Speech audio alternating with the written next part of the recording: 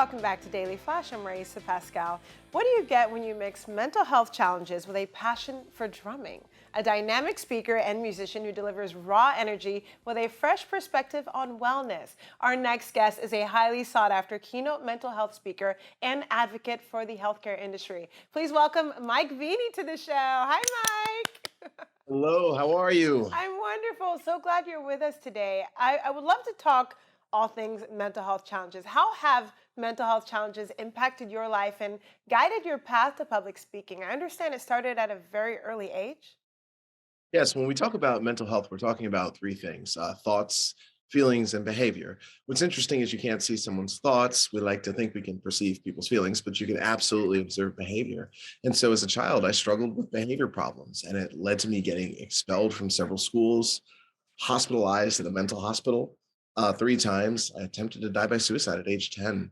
And the only thing that grounded me, that made me feel better, was playing the drums. That's how it all began with me. Wow. So talk us through that story, how you can transition from being, in a mental health facility to learning that drumming is a way for you to overcome that. Talk us through that.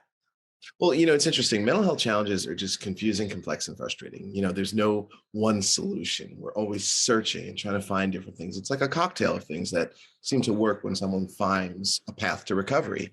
And we tried many things with me, and drumming was the one that seemed to just really get the most results for me. And so I decided to pursue it as a career. And fast forward to today, my company does corporate drumming with adults in the workplace as a form of team building and diversity, equity, and inclusion.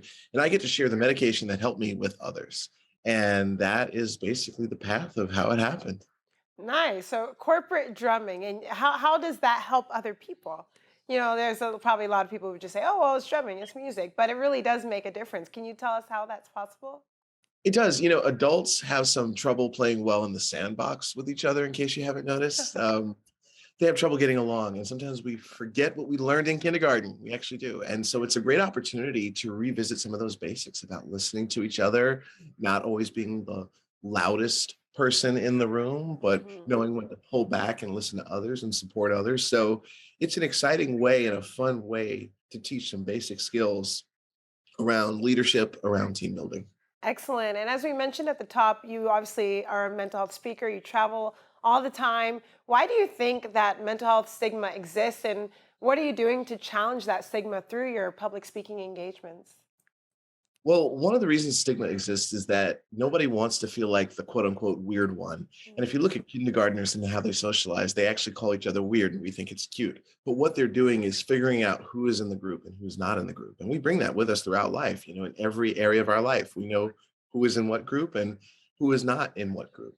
So it's really important that we keep that in mind when we talk about mental health, because people feel oftentimes different or like an outcast if they're struggling.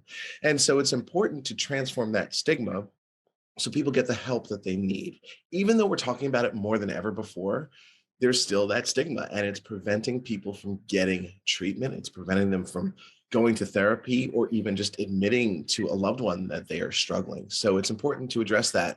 One of the ways I'm doing that is through my presentations, where I talk about the importance of self-care and what that really is on a practical level. We hear about self-care all the time, right?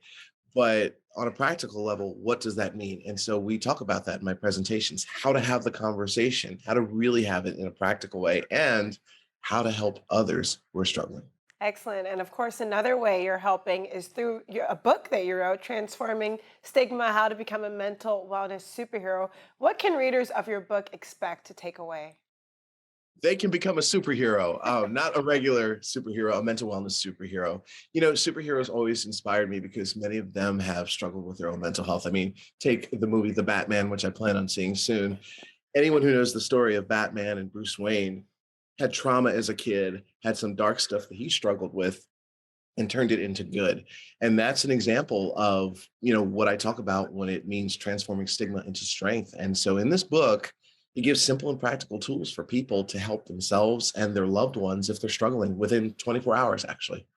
Excellent. Mike, thank you so much for joining us. Real quick, where can our viewers go for more information? You can find me on www.mikeveny.com. Excellent. Thank you for your time and everything you're doing to help with mental health. We Thank you for appreciate it. having me.